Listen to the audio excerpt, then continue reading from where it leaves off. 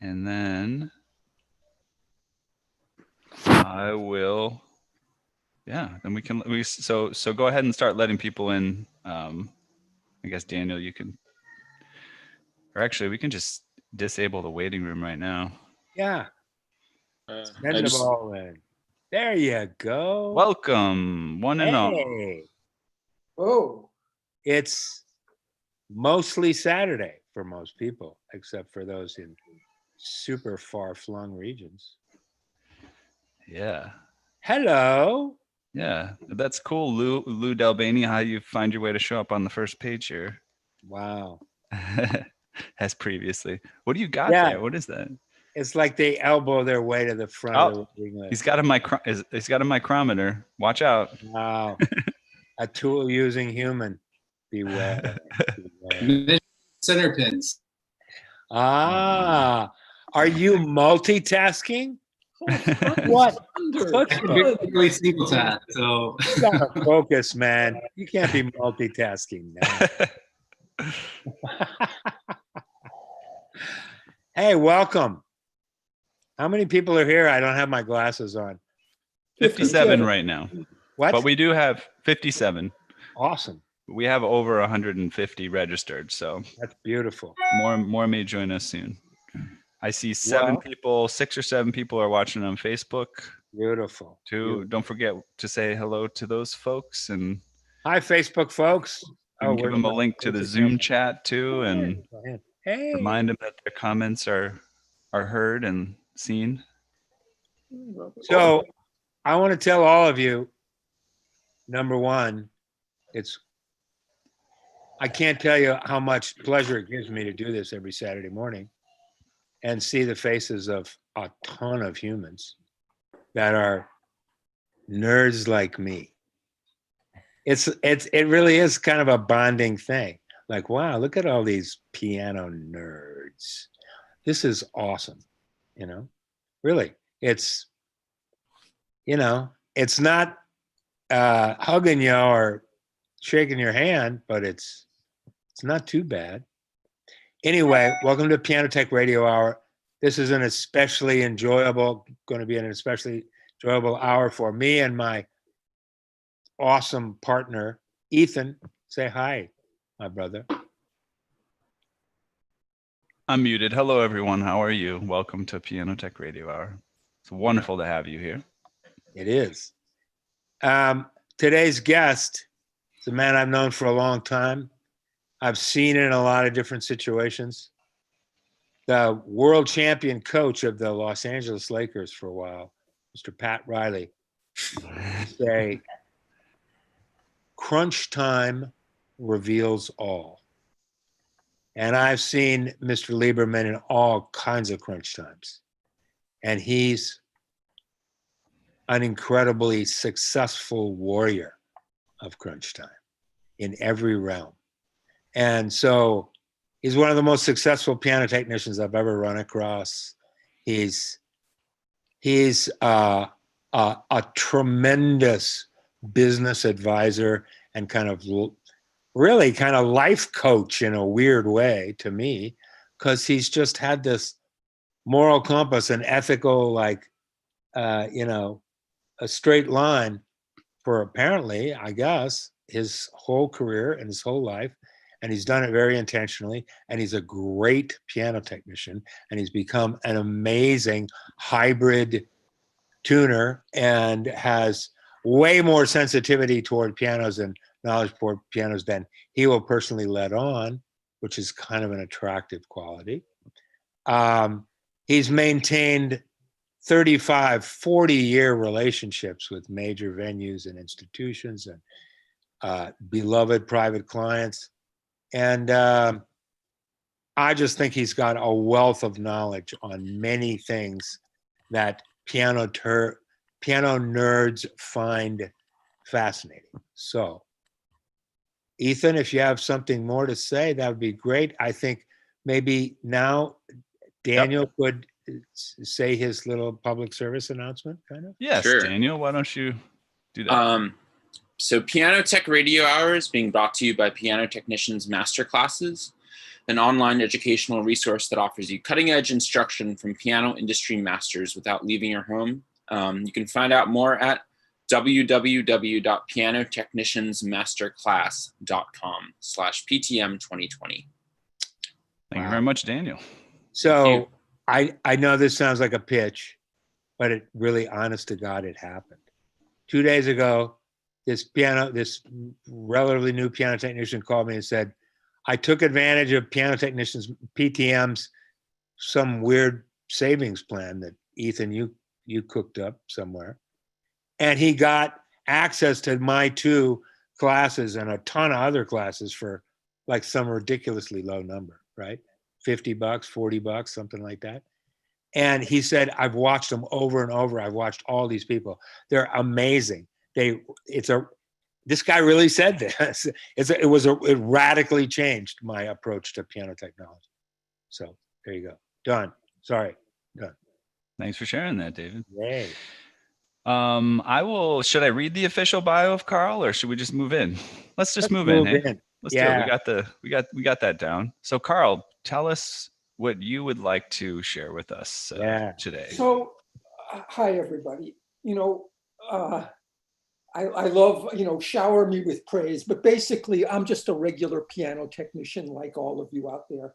I don't have any super special skills. I haven't, spent time at Bosendorfer or Fazioli, and, I'm a garden variety professional piano technician. I've got competent, tuning, voicing, regulation, and repair skills.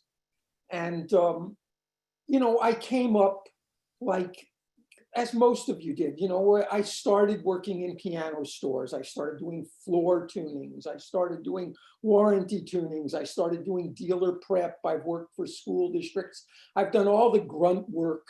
Now I get to do a lot of kind of high-end work, how wonderful it is. But my career has spanned all of it. So I'm like a regular in the trenches piano tech. Up until this COVID thing, I've been doing this for 48 years. I basically work every day, and I work a half a day every day. I'm on call, so there are places where I have to be, but I only work a half a day. I think I have a really easy gig, and I want to say, look, I love being a piano technician. I think I'm grateful. I'm blessed. I've been able to support myself and my family my whole life doing this. I'm a happy guy, and successful people are happy and happy people are successful. Our job is to bring good vibes to the people that we deal with. And I try to be a positive force. Why should you cleanse your gut? Because a clean gut is a Okay, I should cleanse my gut. But easier weight management. Who's doing that? Okay, so that's basically, I'm a regular person. When I started, I got $12.50 for a floor tuning. Private tunings were $15. It was a lot cheaper. So what I'm going to talk about business things today. I'm going to talk about pricing, really pricing, and I'm going to try and share some research. There's been work done on pricing, and my goal today is to be useful to all of you, to help you make more money. I love what I do. I love being useful. I love being accountable. I enjoy the work that I do. But, I'm a simple guy. I like to make money. When I get up every day and I have a good day and I make a bunch of money, it makes me happy. So I want to help all of you be happier. I want to help you make more money. Okay, that's the basic thing. And so, I teach tuning classes, and when I teach tuning classes, I usually start out by saying, what are the 3 most important things in tuning?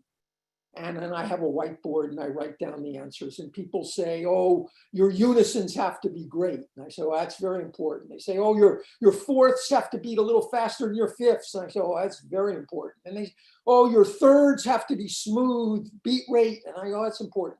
And I say, look, the answer with tuning, it's just like real estate.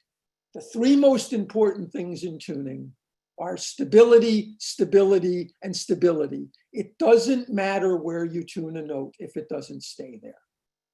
And I want to do something similar to that, like when I do business presentations. I like to say, what are the two most important words in running a successful piano service business? I'm going to tell you two words. These words are the most important words you're going to hear all week.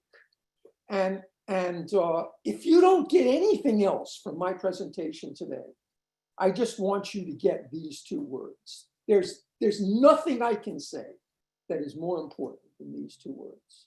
These are the most powerful two words I'm going to expose you to. Okay. What are these two words? These two words are charge more. No matter how much you're charging, charge more. Most of you do not charge enough. Probably almost all of you don't charge enough, okay? And I want to put things like in kind of relation to two categories of tuners, the $150 piano service guy and the $300 piano service guy. Most of you are the $150 piano service guy. I'm the $300 piano service guy. Am I better than you guys? Absolutely not. I'm just like all of you. There are some spectacular people out there much better than me. I'm good enough. I'm proud of my work. I try to do quality work. I try to keep learning, but that's not what makes you successful in business, okay? I want to talk about pricing and I want to talk about charging more. And there's some really excellent scientific research that's been done on this. You know, there's an Israeli economist, Daniel Kahneman. He won the Nobel Prize in economics in 2002, and he created a field called behavioral economics. And one of his disciples is a guy named Dan Ariely, and he's a behavioral economist. I'm going to use a lot of his work from a book of his called Predictably Irrational. This is, it's not coming up. Predictably Irrational. It's a terrific book. A lot of his research, he was at the Sloan School for Business at MIT, and now he teaches at Duke. And I want to talk about three of his findings. The first is what he calls the price anchor. And this is really important. It turns out that when you have a negotiation, when you talk to a client, when you do anything, the first number that comes out of your mouth, the first number that is uttered, is going to affect every price negotiation you ever have with that client. You better choose the first number that you table really carefully, okay? And this is an experiment that he does. He has hundreds of people in his class. He says to them, I want you to write down the last two digits of your social security number. And I want to put you in 5 groups. Group 1 is 0 to 19. Group 2 is 20 to 39, 40 to 59, 60 to 79, and 80 to 99. Write down those two numbers. And now I'm going to give you a whole bunch of items, and I want you to tell me the maximum that you would pay for any of these items. You know, a computer mouse, a bottle of wine, a pair of jeans, a disk drive, a bunch of random items. And he asks people how much is the most that they would pay for these items. And it turns out that the group whose social security numbers were between 80 and 99 bid on average on these 7 objects between 216% and 346% more than the people who were in the group whose last 2 numbers were 0 to 19. In other words, it's a random number, but by writing down a higher number, you're willing to spend more money on things.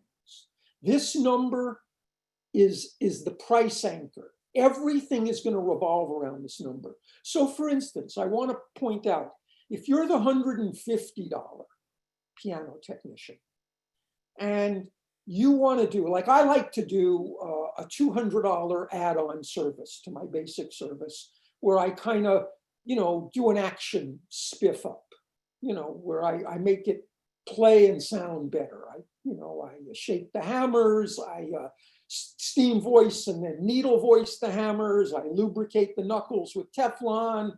I raise the hammer line a little. You know, I basically make it feel better and sound better. I charge a couple $100 for that. If you're the $150 piano technician and you're selling the $200 service, it's a hard sell. You've gotten your foot in the door, you're charging $150, and now you want people to spend even more, $200 more. If you're the $300 piano service and you're trying to sell the $200 add-on, it's a much easier sell. It's less than what you've already charged to get your foot in the door. It's the gift that keeps giving. Not only do you get more by charging more, but it makes every subsequent service that you're trying to sell easier to sell. Things seem cheaper because they're being compared to a higher starting number.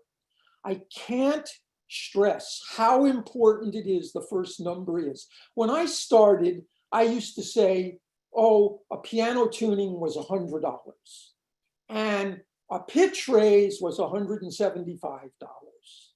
And people would ask, how much do you charge? And that's what I would say. And I would say, you know, how long has it been since your piano's been tuned? They say a couple of years. And I say, oh, it's probably going to need the pitch raise. And they go, no, it's not that far out. It's close. You know, it's only going to need the regular tuning. I said, well, we'll see how it is. And of course, the piano always needs the pitch raise. And, you know, and then people think, well, you're jacking them around, you're stepping them up to the higher price thing. How come it's not the lower price thing? It gets your whole relationship off to people on a bad footing. I now do not do that. I charge one price, it includes pitch raising. I'll get to that later. But the point number one is I want to stress, charge more, start with a high number. Everything will go better if you do that. Point number two, research on this. The more you pay for something, the higher quality you think it is. If you pay very little and you get a discount, you think it's cheap and it's shoddy. Never give people discounts. Only people who don't need the work give discounts. People who are desperate give discounts. It's crazy to give discounts. It doesn't mean that I'm not a good guy. You know, I charge top dollar all the time, but if someone has a specific need and, you know, because I make a lot of money, because I charge top dollar, I can always choose when to be generous. Don't be an idiot. Don't be a hard ass. Be generous. Be a good guy. But the point is, don't give discounts, okay? It makes you a cheap guy. And it works like this. There's the pricing and quality effect is so important. Two experiments that Dan Ariely does. Number one is with wine. He has 3 bottles of wine. He turns them around so you can't see the label. All that you know about these 3 bottles of wine is one is the $8 bottle of wine, one is the $20 bottle of wine, and one is the $100 bottle of wine. And he has people drink the wine. And they drink the $8 bottle of wine and they say, it's wine, it's nice wine. They drink the $20 bottle of wine and they say, you know, I don't usually spend $20 for a bottle of wine. It's, you know, but it's better than the first one. I like it, it's pretty good. The $100 bottle, oh, I've never had a $100 bottle of wine. I wouldn't know what a $100 bottle of wine tastes like. Thank you so much for letting me drink the $100 bottle of wine. Wow, that $100 bottle of wine is great. I love the $100 bottle of wine. Thank you. And of course, what's the answer? They're all the same wine. They're all the same wine. But just by putting a different price on the wine, your experience of drinking the wine has changed. It's even more than that. He did a very famous study on the placebo effect with drugs. And they created this whole ruse at MIT where they created, you know, person in lab coats, and they created all these brochures about a fake drug company. And they created this fake drug and they brought people in and they gave them shocks. They gave them electric shocks and in varying intensity, and they had them respond into how painful the shocks were. And then they gave them a placebo drug. The drug, in fact, was vitamin C. And they gave them this drug and they told them it was a very new and an important painkiller. And they told them it was $2.50 a pill. And it turns out when they gave them this drug for $2.50 a pill, virtually all of the respondents experienced a reduction. They took the pain test again, the same pain test. They rated how painful each of the shocks were. Almost everybody had a reduction in pain, and some people had dramatic reductions in pain. This is telling you how powerful the placebo effect is. It's real, but it also can be manipulated. They then do the exact same experiment. They change the brochures, and they tell people that this pill costs 10 cents a pill. And it turns out now with the 10-cent placebo, only half the people have a pain reduction, and it's a much shallower pain reduction. Just telling people that the pill costs more means that people experience its medicinal effect greater. There's a lot of studies on this. Price matters. The more you charge, the better people think you are, the more satisfied they are with your work.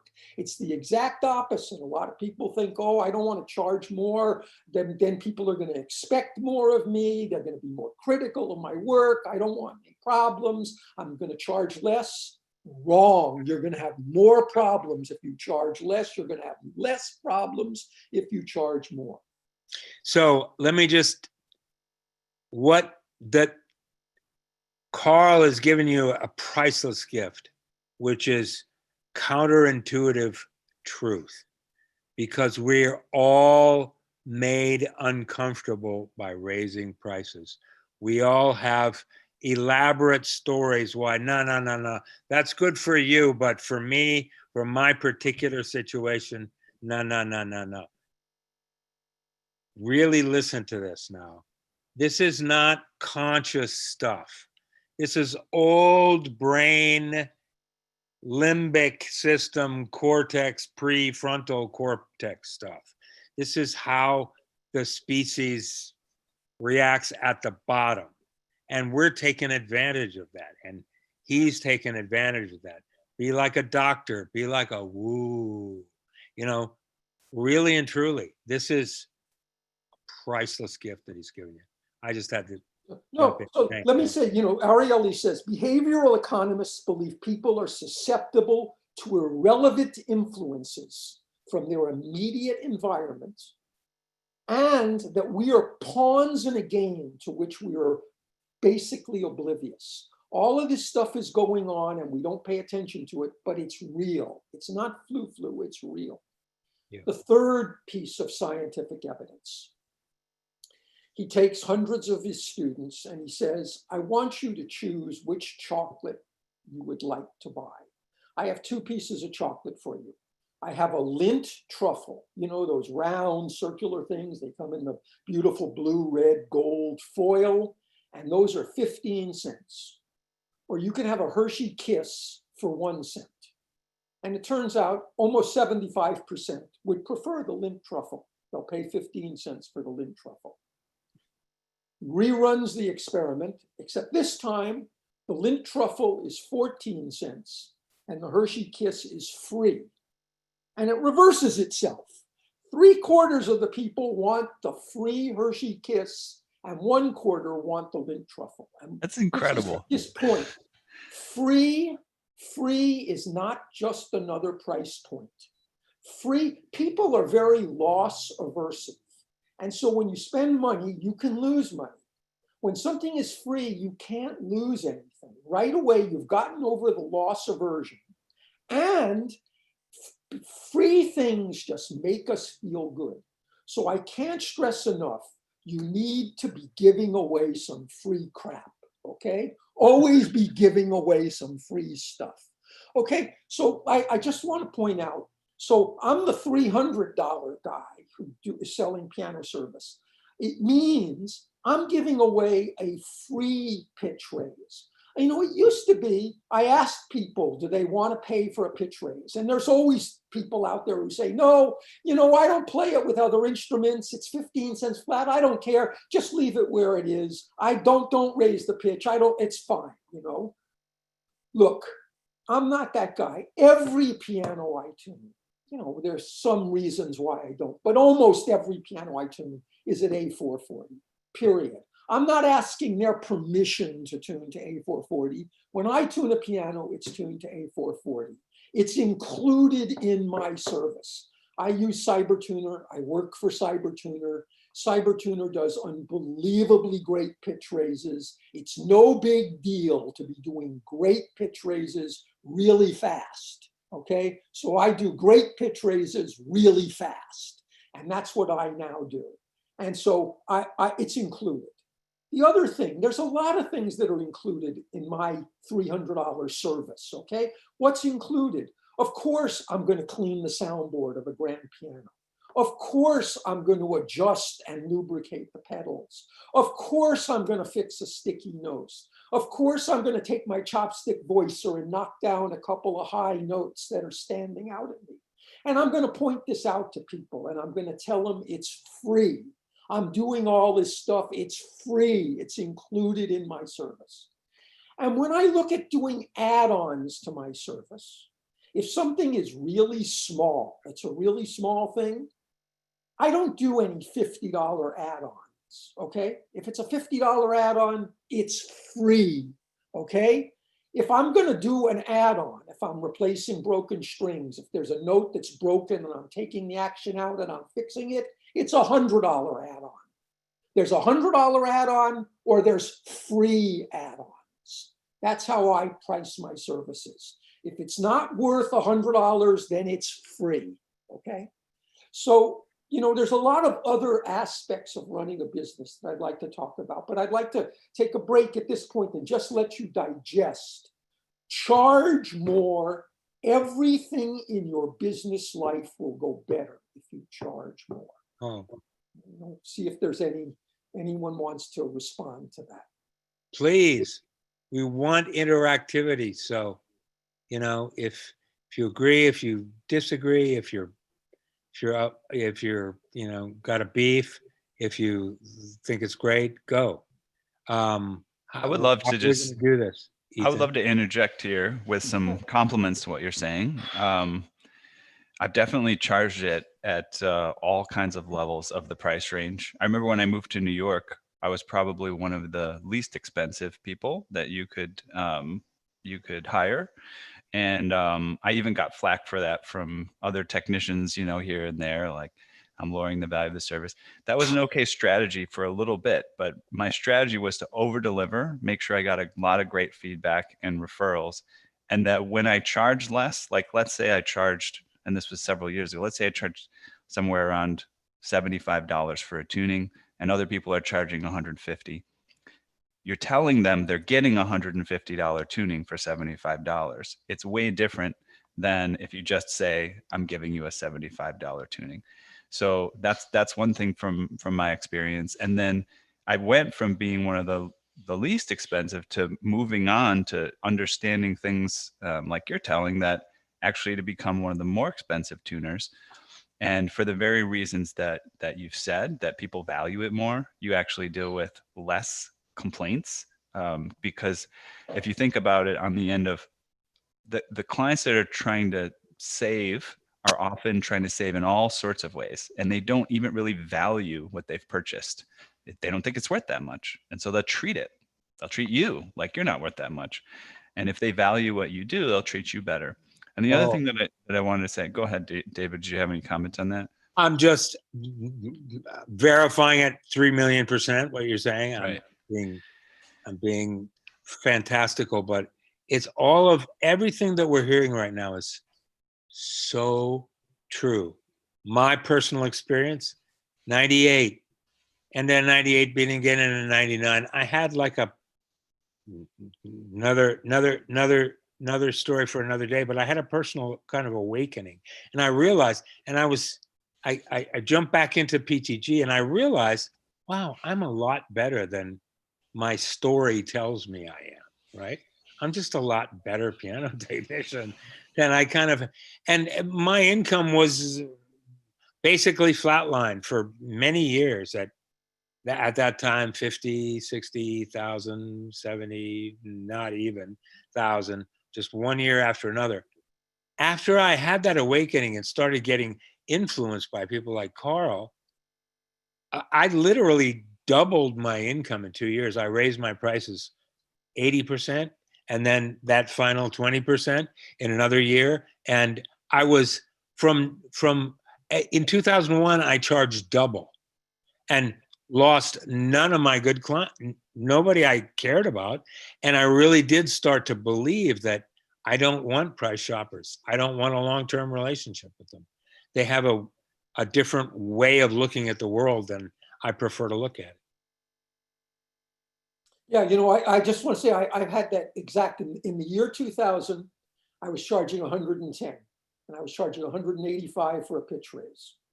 And, I had been using Cybertuner for 4 years. Cybertuner does such an unbelievable pitch raise today, but even back then it did a really damn good job. And I would have the experience of charging someone 185, doing a pitch raise, coming back a year later, and the piano was absolutely at pitch and really in tune. And now I'm going to charge the people 110. And I said to myself, what's wrong with this picture? I really know what I'm doing. I'm doing a great job for them. The piano is stable, it's great, and I'm going to make less money. What's wrong with this picture? And the next day, after having this thought, I said, I'm making my charge $185. This is in the year 2000. I went from 110 to 185 overnight. And what I found is over the course of the next 12 months, I had 3 people say to me, wow, you're expensive. I'm not going to use you. And I had hundreds of other people pay me an extra $75. It was a no-brainer. I made lots of extra money. Exactly my experience. Exactly. Yeah, and so all of you out there who have convinced yourself that if I raise, pricing is actually very, it's what they call inelastic. We're in a low-priced business. If you're charging $150 or you're charging $300, it's not that much money, guys. And so it's basically cheap. There's no difference between $150 and $300.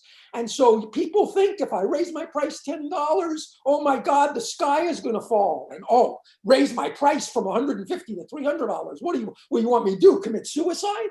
It's not true. It's not going to happen. Nobody cares. That's the reality. That's just my opinion. Okay, so let me talk about, I'd like to talk a little bit more about the service call. How to think of a service call and some tips for getting the most out of a service call. In general, it's really good to sit down and try to be intentional about your business. Think about the type of business that you like to do. What are the jobs that you do that you're really happy doing and you feel good? And try to get those to be the type of work that you do every day.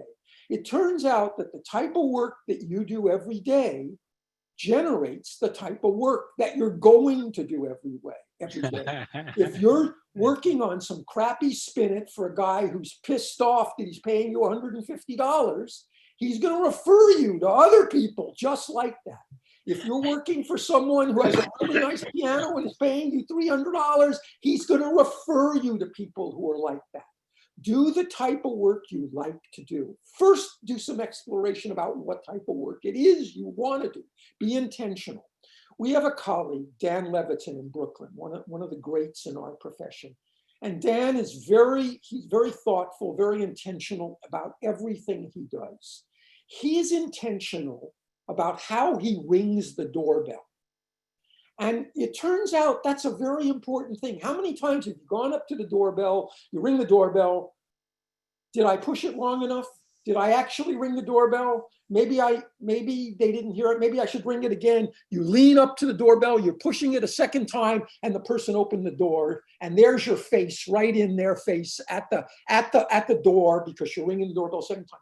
As Dan says, push the doorbell, hold it for 2 to 3 seconds, and then stand back. It turns out that people decide whether they can trust you within 20 seconds. They've sussed you out in 20 seconds. This is Malcolm Gladwell's research in Blink. And so you want to look good. You don't want to be in their face. You want to be who you are. You want to be smiling. You want to have nice tools, whatever it is, however you want to present yourself. But in those first 20 seconds, are you for real and are you trustworthy? Oh, Now you come in. What I like to say is the first 5 minutes of your service call are all nonverbal cueing. You're conveying to your clients that you know what you're doing and you're trustworthy.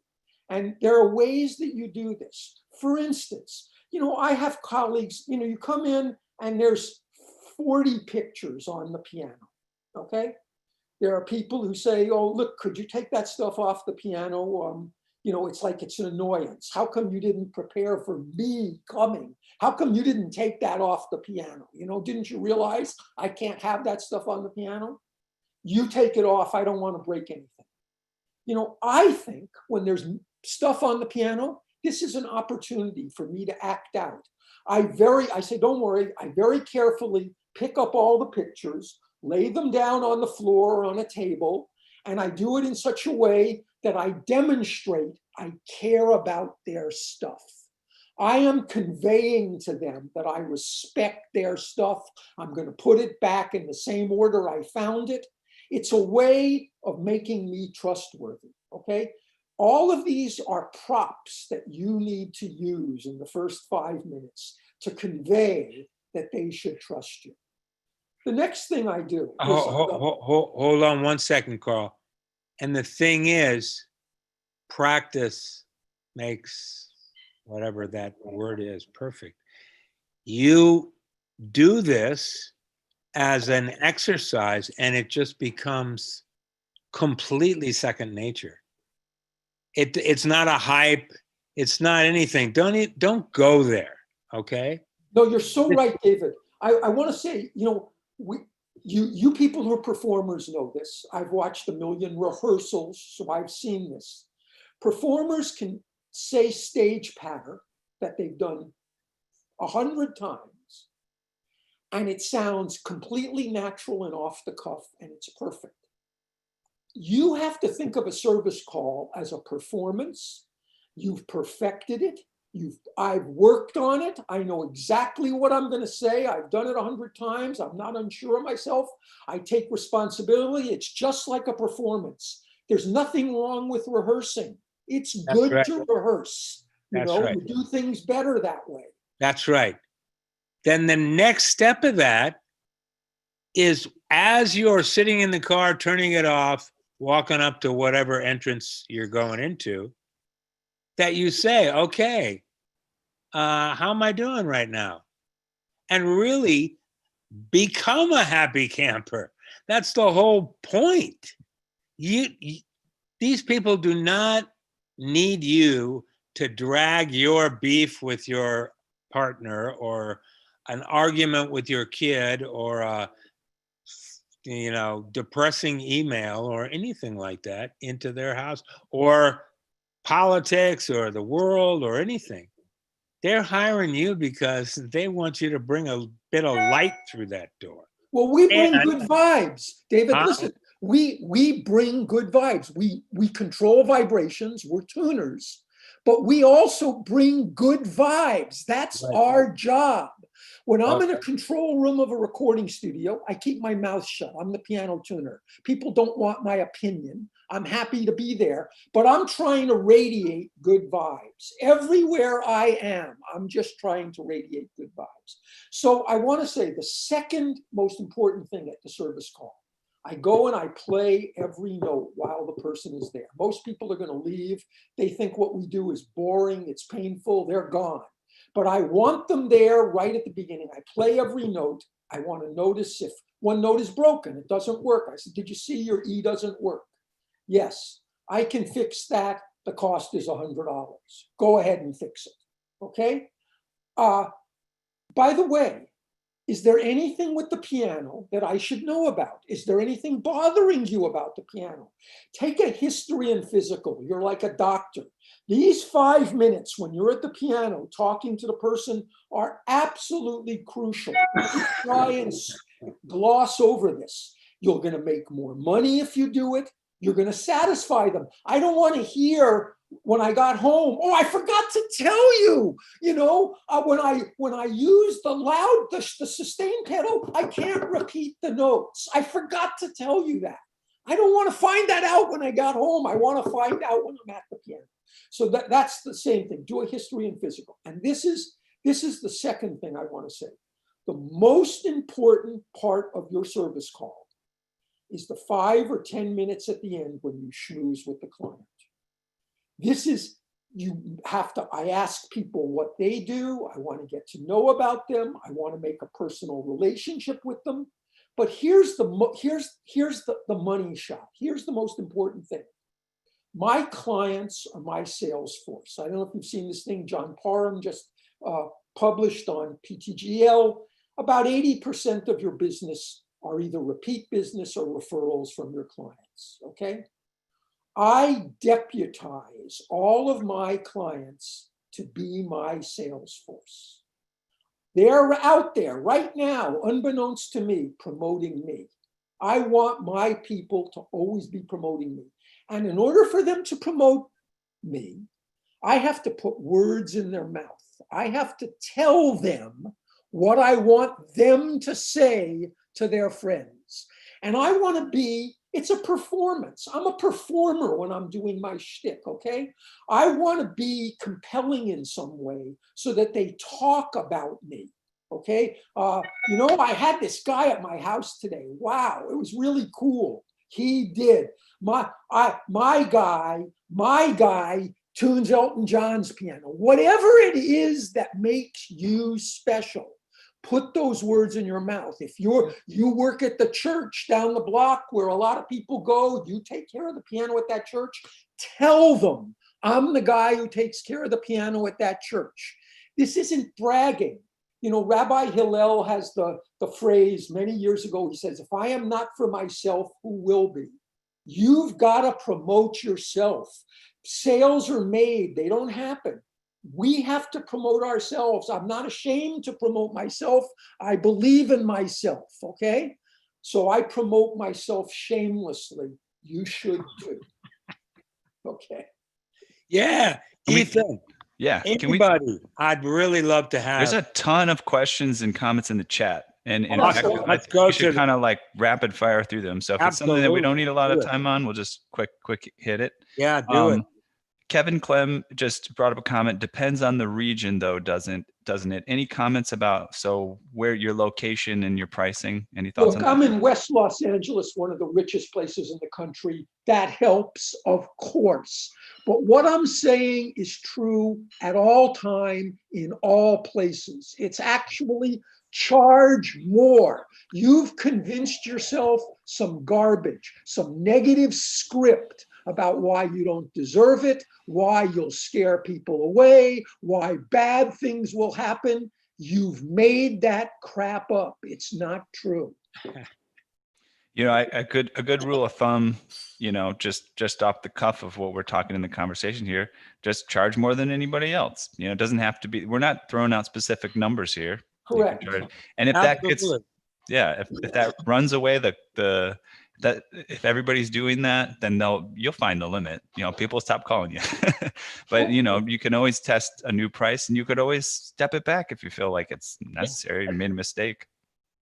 Look, how much of your success as an artisan piano technician is because of how you show up and then how you act, as Carl is talking about, as I talked about in every single comprehensive how you do this stuff class that I've ever taught. It's the same stuff. How you show up and then how you perform, how you bring the goods and still be yourself, authentic, appropriate, completely professional. People love that. People want to talk. Everyone wants to think they have someone special working for them because it makes them look good. They hired you. So, if you present yourself as being special, they want to talk about you because it makes them look good. That's right. So I'm going to shoot to the next one here. Okay. I got Carl, Larry Lobel says he learned this from you at a convention class years ago, and it has served him very well. So that's good to hear. Thank you. Larry. Question about how many pianos are you serving a day? How many clients do you have? Oh, very, very interesting. Okay, so listen, I'm different than all the rest of you because let's say a typical work week for me is 5 private clients and 8 commercial tunings. And the 8 commercial tunings are 3, I do a cruise ship every week. So three cruise ship pianos. I do 2 recording sessions every week. I do 2 hotel tunings every week, and I do 1 at the concert hall tuning every week. So my 8 commercial tunings that I do every week. And by the way, I charge less for those. Let's say I charge $200 on average for those because I'm doing over and over again. But they also give me credibility. Working in the recording studio, working at the concert hall, it gives me credibility. I'm willing to get a non-pecuniary benefit. But I do, let's say, my 13 tunings a week. I do my 5 privates. I start early in the morning. I have the code to the studio. If I get texts at 10 at night, downbeats at 10 o'clock, be in the studio. I can always get in before anything else. I get in early at the studio. I do my commercial work first. Then I usually schedule my private person every day from between 10 to 12. And then I'm done. I'm done after my 10 to 12 thing. The only exception is concert work. Concert work means you tune the piano at 2 o'clock and again between 6 and 6:30. Okay. And so when on days that I'm doing concert tunings, I'm working at 2 and between 6 and 6:30. But then usually I go to the concert, so I don't mind being there at 6:30. Quick follow-up in terms of if that's your schedule, do you have a sense of how many clients, because you have repeats that you do maybe every week, every month, how many total you might be serving in a year or a month or whatever? I don't know. 13 times 50. I do 650 tunings a year. Okay, got it. All right, I'm going to shoot to the next question. This is a great question, and I've got some things to say. You probably could have some things to say. How does the 150 tuner, and again, these are just example numbers, right? Right. You guys can charge whatever you Great want. example numbers.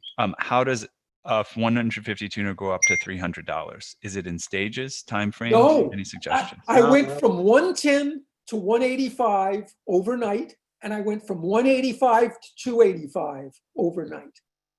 And listen, people who are really into making money, they would say, I'm not getting any price resistance. I didn't get any price resistance when I made those jumps. I don't get any price resistance ever people would say I'm not charging enough. I'm charging enough that I'm comfortable with. I'm charging. I don't have a need to charge more. But I'm just saying, if you're not getting resistance, you're not charging enough. That's exactly right.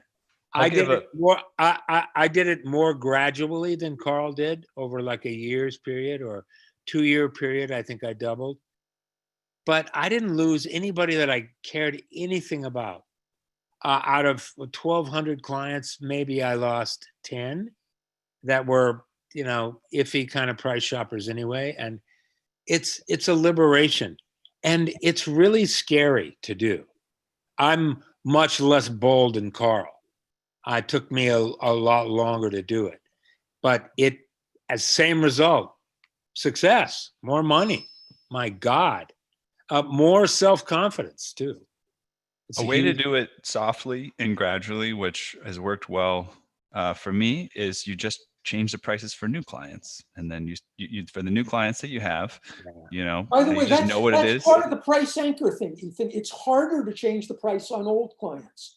As it turns out, unless people are paying you with Quicken and you're in the system and the old number comes up, a lot of times people don't remember what they paid you last time.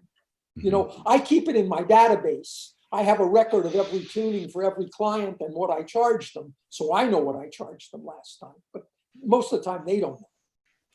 So I put a link to an article I wrote partially inspired by Carl. I put it in earlier, but you can check it out. But one thing you can think about too is if you charge twice as much and you lose half of your clients, you make the same amount of money and you do half the amount of work. So it's just something to think about if you're afraid of taking that step. It might not end up all that bad, even if you lose half your clients. You probably won't. You won't. And statistics are dangerous because they're revolutionary and they cut through and kind of shatter your kind of negative stories about why you can do this and you can't do this. Just an addendum to Jim Clem, I know piano technicians that live out in, you know, rural areas with 100,000 total humans, and they're at the top of their food chain, and they're getting calls. You know, they're working, and they're charging way more than anybody else in their region because they deliver on all of these ways that Carl's talking about. So I think you made a comment in this, but Bruce Gibson says, would you please walk us through your initial discussion with a new customer and with longtime customers? It sounds to me like a lot of times you just kind of say what the price is, but do you have any input on that? You know, listen, I'm lucky in the sense, most of the people who contact me are prior clients or referrals from private clients. I have a website. I'm not trolling for new business. And so they're pre-sold. Lots of times people don't even ask me how much I charge. They're a prior client and they want it service again, or they were referred by one of my clients and they have to have me. Okay. And so usually I may ask them about their piano. I may want to find out what sort of issues are going on so I can prepare for it, so I can think about it. With new clients, you know, they're going to ask me my price, and my price is, I charge $285. That's what I charge. I'm not coy about pricing, you know, but I like having a number. That's what I charge. And that's my basic service call. And if I have to live with not making a penny more than that, I'm happy with that. I'm okay with that.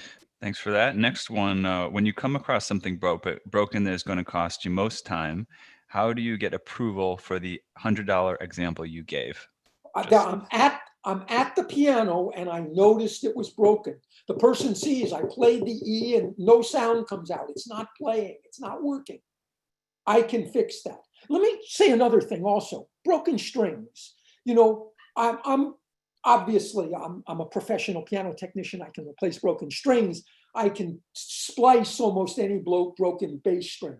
But you know, I work on a lot of Yamahas. I carry complete sets of Yamaha C1, C2, C3, C5, C6, C7 bass strings in my car. When I come to a string at a commercial venue in someone's house and they have a broken string, I can say to them, the string's broken. You know, I've got the string with me. Because remember, if I have to come back and replace the string, I'm charging you $285. That's my service call. But if I've got the string with me, and I just put it in and I'm charging you $150 or $200 to replace that string, when I replace two strings, I've more than paid for the set of strings. In other words, I invest in my business. I have every tool. I have every part. I take every training I can avail myself of. I invest in my skills and I invest in my tools and my parts. And you're getting great value when you get me because I've got the part when I'm there. That's a great other side of it too. That is important to bring up. It's not just about charging more for the sake of taking more money. When you have more money at your disposal to work with, you can actually become a better technician. I think that's something that you've highlighted before. And also somebody else brought up, we may hit this later, but just bring it up because I saw it. Somebody said, well, we have to be careful because there're going to be technicians that, you know, are kind of young and brash and they're kind of going out there and they're kind of running away, charging too much. I would say this, and maybe you have something else, Carl, to say. We might find this specific comment, but if you're on this call and you've been on these calls and you kind of care about your career and your skills as much as most people on these calls are, you're probably not in that category. No. But I don't know if you have anything else to say about that, Carl. No, and by the way, even if you're you fake it before you make it, even if you're like out there and you're not really as good as you will be, this helps you grow into it. If you charge more, all of a sudden there's more responsibility to deliver. The expectations are higher. You're going to force yourself to get better. It's not a bad learning experience. That's right. You're jumping up into another level. Maybe you're not quite ready for it. This is the story of my career, getting thrown into deep parts of the pool that I had no business being in, but I was challenged, man. can you do this? No, I better learn, right? So it's being bad first, on the job training, and after 40 years, man, you can have a job and an income and a security, just like having some steady job with some steady pay and retirement and everything. It's amazing. But it's up to you what you want. I'm gonna try to shoot through these. Yeah, we may be able to hit them all. I'll summarize Tim Michael's question. What about people asking for discounts? How do you approach them? Never. You just say no, and you just say we don't do My discounts. minimum fee is my fee. Now, what happens when I get someone who I like them? They're a musician, they're good, and I could do extra stuff for their piano for free. I do it. I'm a good guy. You like having me work for you. And what happens if I have someone who says, look, I can pay, I agreed to the 285, but it's really hard for me. And I can say to them, well, what would be good for you? So I could really, 200 would be good for me. And the answer is, you got it. I'm charging you 200. I can be generous. I'm successful. I make a lot of money. I can choose when to be generous, but I don't give discounts. Like that response. Thank you. How much time do you spend in a client's home? Be Between quick on that. 75 and 90 minutes is my basic service call. Perfect. We had there was in the other chat, there's another sort of related question, which is, thank you, Daniel. As you offer many free services, free in quotation marks, do you plan longer appointments? I don't know if that's the answer at all. I'm fast. I can tune a piano in 20 minutes for real, but I don't do that. I've learned to be really fast. Oh my God. And the thing is, and I can do a pitch raise and a pitch raise and tuning, and certainly in an hour. So it leaves me time to do other stuff, and I need time to schmooze. But I like to add a 90-minute action spiff up. If I said another $200, and let me spend some time working on your action, and let me make it sound better and play better. I love doing that stuff, But that's why I schedule my first appointment at 8:30 and my second appointment between 10 and 12. Okay, so if the first appointment takes 3 hours, I'm still getting to the second appointment on time. And I don't schedule anything after that. And by the way, don't be overscheduled. You've got people are out there scheduling 4 tunings a day, and someone calls and you say, I can get to you in 3 weeks. That's crazy. We're in the service business. When people call and they want their piano service, they want it serviced tomorrow. Okay, maybe I can get to it tomorrow. Maybe I can get to it in 2 days or 3 days. I can always squeeze you in because every afternoon is blank for me. So if someone good calls who I want to be my client, I'll get to you tomorrow, period. Oh, yeah, it's a dance. My practice looks nothing like Carl's, or did before, this whole thing happened. But it's as fruitful, I just do different things, have different ways of serving my clients. And it's what it ends up as is the same exact thing, because we're both giving our clients massive value besides just running in and tuning and leaving. We're given massive value. They're paying for the value, but they're perceiving they're getting this massive value. That's why they're loyal, and why my clients are happy. They're happy to pay me. Absolutely. Not, oh my God, it's like they're happy to pay me. The vast majority. Absolutely. No question about it. That's the answer to a happy practice. How many of you with good practices feel that relationship skills and how you are in the space with your state of being, your consciousness, is really important to success? Me, I feel it is, yes. Actually, with that question, we're wrapping up here soon.